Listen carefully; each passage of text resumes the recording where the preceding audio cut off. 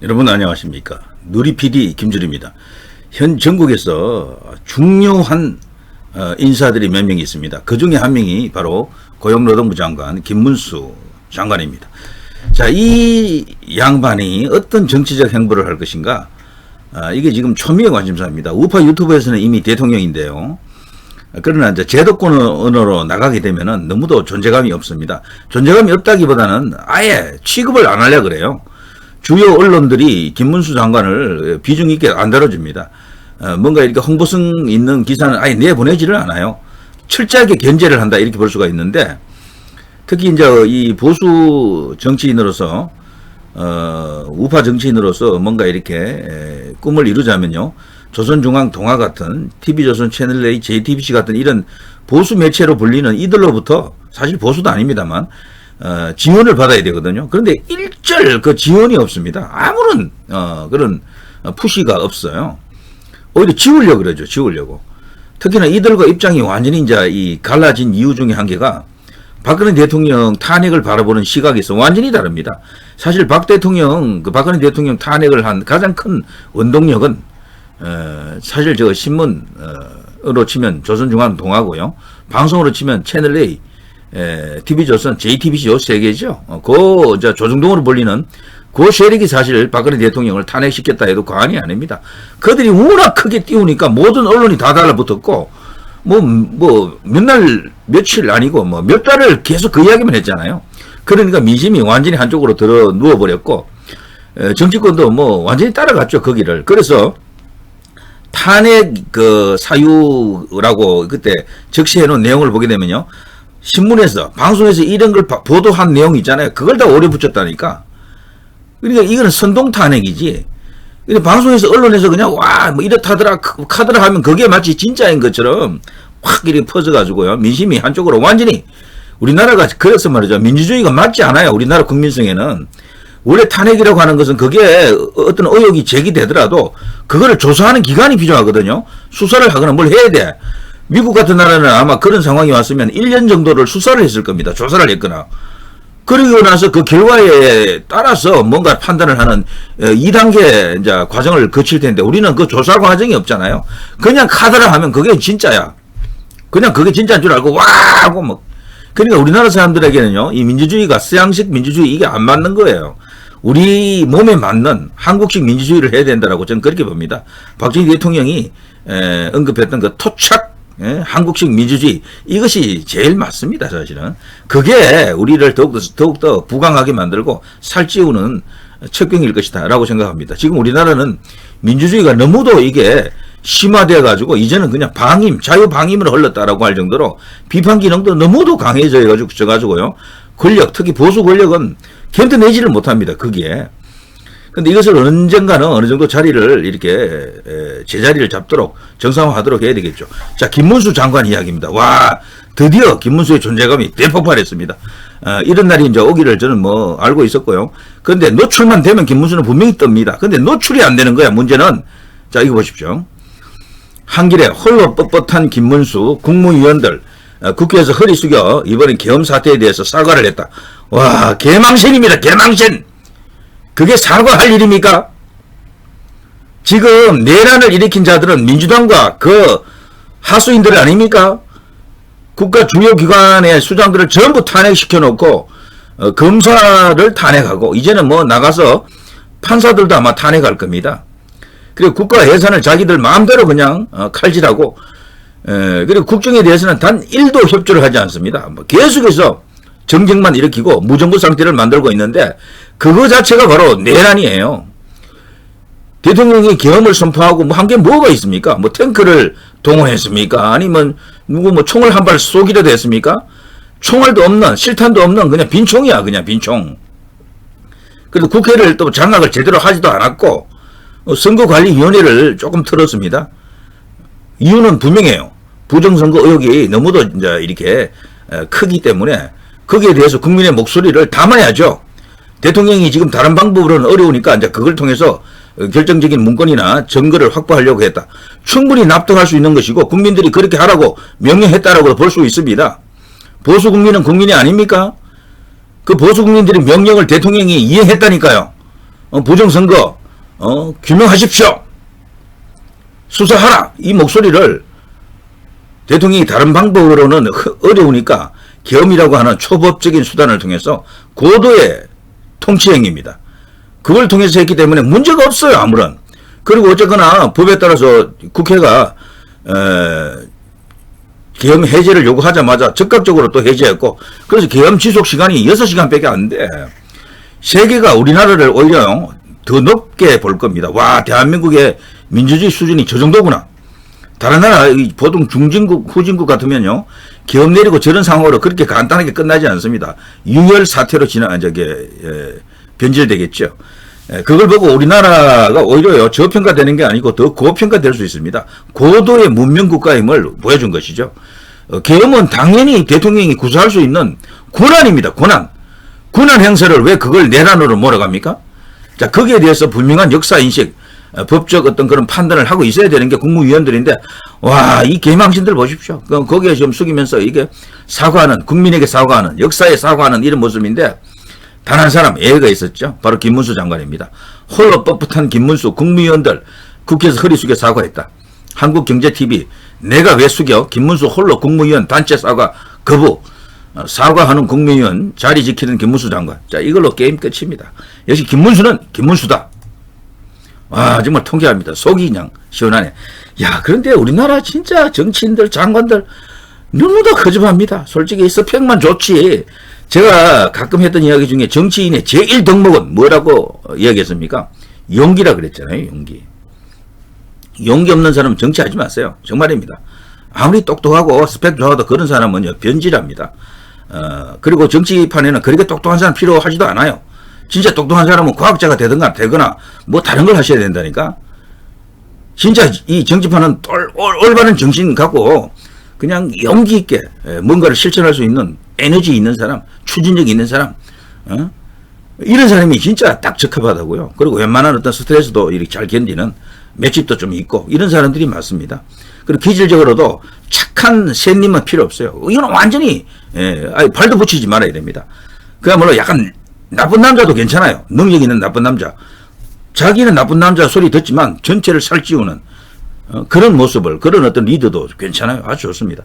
자, 김문수 같은 스타일, 지금 이 시대가 요구합니다. 제가 볼 때 김문수 장관은 나쁜 남자 스타일은 아닌데 나쁜 남자가 따라가지 못하는 거대한 에너지를 갖고 있죠. 이분이 걸어왔던 길을 보십시오. 제가 자주 언급했잖아요. 대한민국에서 현재 현역 정치인 중에 김문수를 서사로 이길 수 있는 이길 수 있는 그런 정치인은 없다. 고등학교 2학년 때부터 김문수의 서사 드라마가 시작됩니다. 박정희 대통령 삼성개헌 반대한다. 고등학교 2학년 때 경북고등학교, 3K 학교 중에 한 개죠. 경기고등학교, 경북고등학교, 경남고등학교, 여기 3대 명문이잖아요. 그 당시에는. 거기서 고등학교 2학년 때 그 데모를 했다니까.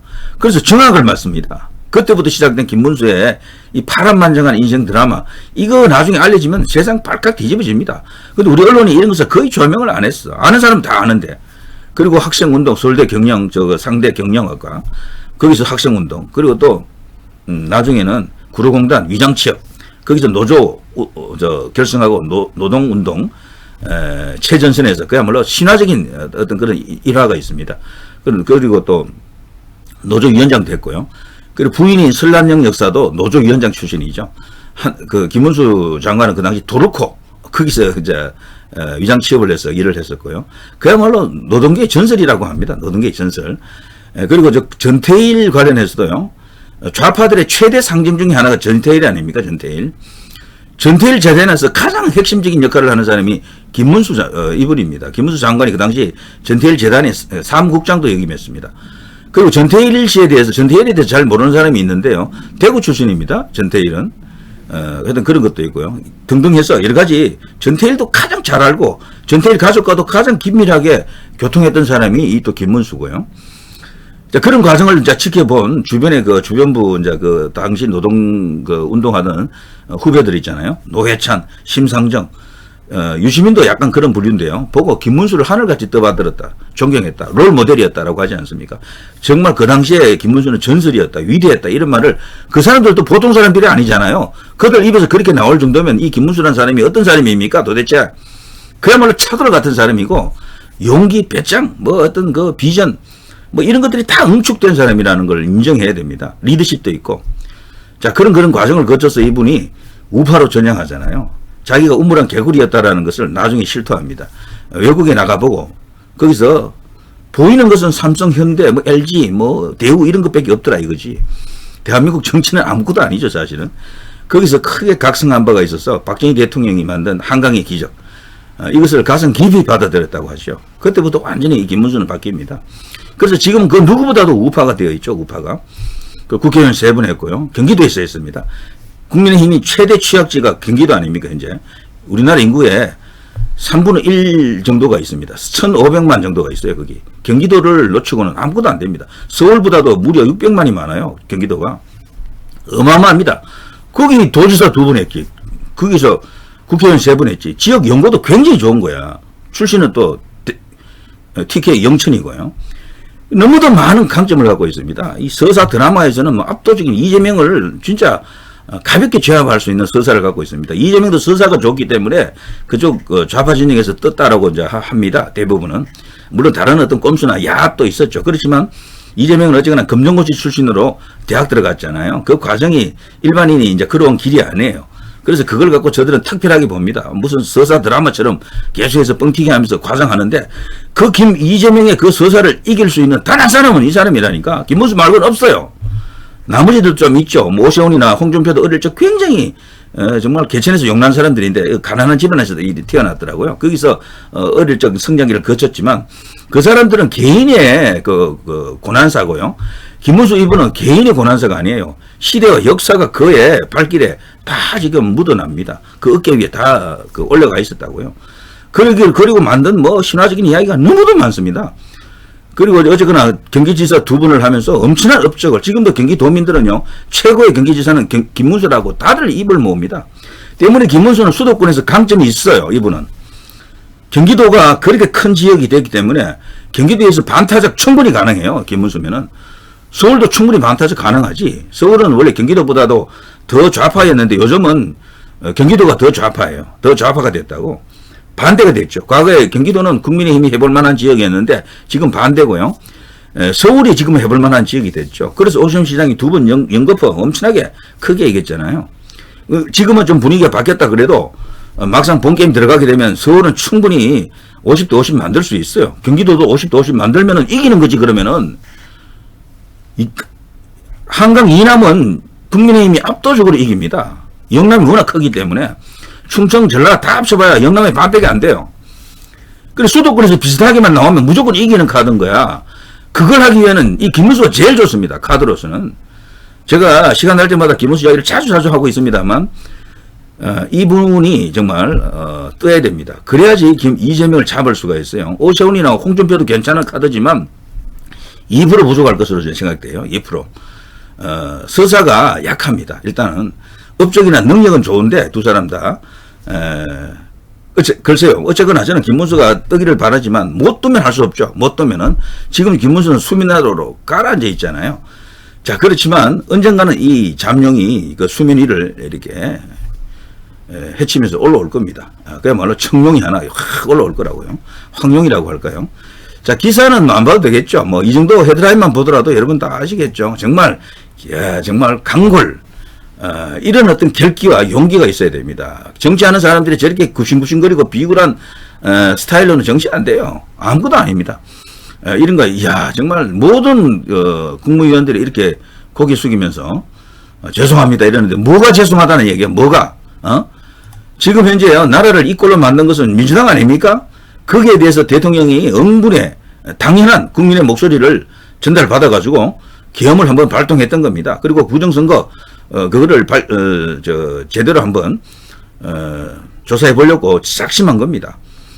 거기에 대해서 부끄러움을 느낀다거나 뭐 잘못했다고 사과한다 이런 정치인들이 국민의힘 혹은 현 정부 여당에 지금 더글더글합니다. 정말 이건 좀 부끄러운 일입니다. 부끄러운 일. 자, 김문수 장관 드디어 한동안 이렇게 모습이 나타나지 않아서 김문수는 뭐하노? 뭐 이런 말이 있었습니다만 이렇게 한번 나타나기만 하면 이렇게 큰 뉴스가 됩니다. 그래서 관건은 딴 거 없어요. 노출을 시켜야 됩니다. 노출을. 그래서 앞으로 김문수 장관이 지금 정치 상황이 너무도 비상한데 어떤 일이 벌어질지 모릅니다. 본인의 주가를 어느 정도 이렇게 올려야 됩니다. 그래서 이슈 파이팅을 해야 돼요. 고용노동부 내에서도 큰 싸움을 벌일 수 있는 이슈들이 있을 겁니다. 그걸 통해서 언론에서 다루지 않으면 안 될 정도로 뭔가 큰 싸움을 좀 벌여야 됩니다. 이게 뭐 정상적으로 대통령이 5년 임기 다 채우고 뭐 몇 년 뒤에 대선이 치러지면 아직 시간이 있어요.